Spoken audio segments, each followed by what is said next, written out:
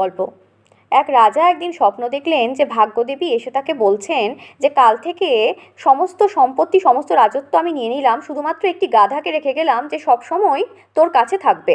রাজা সকালে উঠে দেখলেন সত্যিই তাই, একটি গাধা দূরে বাঁধা আছে, কোনো রাজত্ব কিছুই নেই। রাজা তখন খুঁজে খুঁজে তার রাজ জ্যোতিষীর কাছে গিয়ে জিজ্ঞেস করলেন এবার কি করা উচিত। জ্যোতিষী রাজাকে চিনতে পেরে বললেন ভাগ্যদেবী সেই যে গাধাটা দিয়ে গেছে সেটাকেই বেঁচে আসুন। রাজা তাই করলেন। পরের দিন রাজা সকালে উঠে দেখলেন ভাগ্যদেবীর কথা মতো সেই গাধা তাকে ছেড়ে যায়নি, আবার ফেরত এসছে।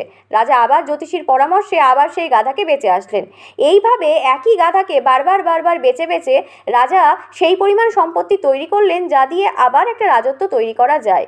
অর্থাৎ ভাগ্য আমাদের থেকে সব কিছু কেড়ে নিলেও এমন কিছু আমাদেরকে দিয়ে যায় যার জোরে আমরা আবার উঠে দাঁড়াতে পারি।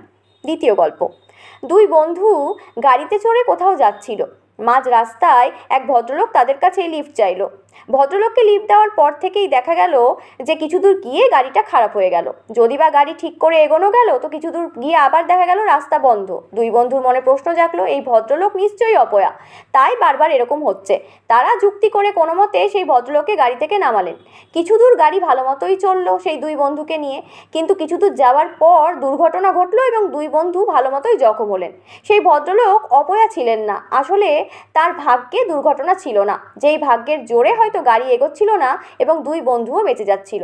এই জন্যই বলে কার ভাগ্যে যে কে সুফল বা কুফল পায় কেউই বলতে পারে না। তৃতীয় গল্প।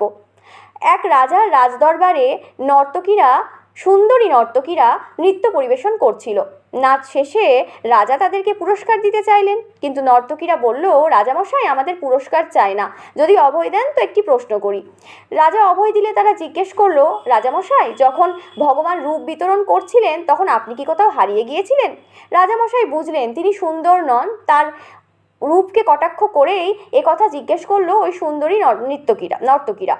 তাতে রাজামশাই একটুও না বিচলিত হয়ে না রেগে বললেন ভগবান রূপ যখন বিতরণ করে তখন কোথায় আমি ছিলাম তা তো জানি না, তবে যখন সৌভাগ্য বিতরণ করেন তখন আমি লাইনের একদম প্রথমে ছিলাম, যার জেরেই আজ আমি রাজা, আর আজ তোমরা আমার আমোদ প্রমোদের জন্যই আমার সামনে নৃত্য পরিবেশন করছো। একেই বলে ভাগ্য। ধন্যবাদ।